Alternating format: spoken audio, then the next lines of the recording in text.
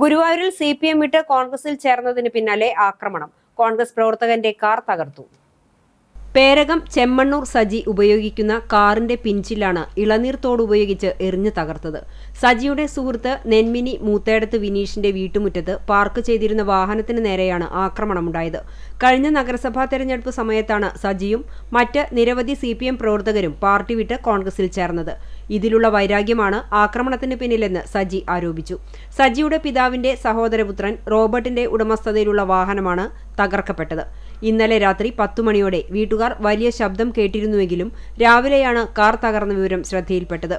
സംഭവത്തിൽ CPM Thampuranpadi local committee അംഗങ്ങളായ AV Abhilash, PC നിഷിൽ എന്നിവർക്കെതിരെ സജി ഗുരുവായൂർ ടെമ്പിൾ പോലീസിൽ പരാതി നൽകി. പോലീസ് സ്ഥലത്തെത്തി അന്വേഷണം ആരംഭിച്ചു. രാഷ്ട്രീയമായ അഭിപ്രായ വ്യത്യാസങ്ങളെ അക്രമത്തിലൂടെ നേരിടുന്ന രീതിയാണിതെന്ന് കോൺഗ്രസ് പൂക്കോട് മണ്ഡലം പ്രസിഡന്റും കൗൺസിലറുമായ ആന്റോ തോമസ് ആരോപിച്ചു.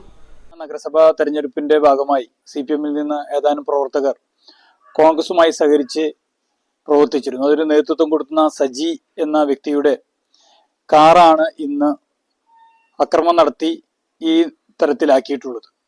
CPMന്റെ ഈ ക്രിമിനൽ നടപടികൾക്കെതിരെ പോലീസിന്റെ ഭാഗത്തുനിന്ന് ശക്തമായ നടപടികൾ സ്വീകരിക്കണമെന്ന് അഭ്യർത്ഥിക്കുകയാണ്. CPMന്റെ നേതൃത്വത്തിൽ നടത്തിയ ഈ അക്രമത്തിൽ കൃത്യമായി പേരുകൾ പറഞ്ഞുകൊണ്ട് തന്നെയാണ് പരാതി നൽകിയിട്ടുള്ളത്.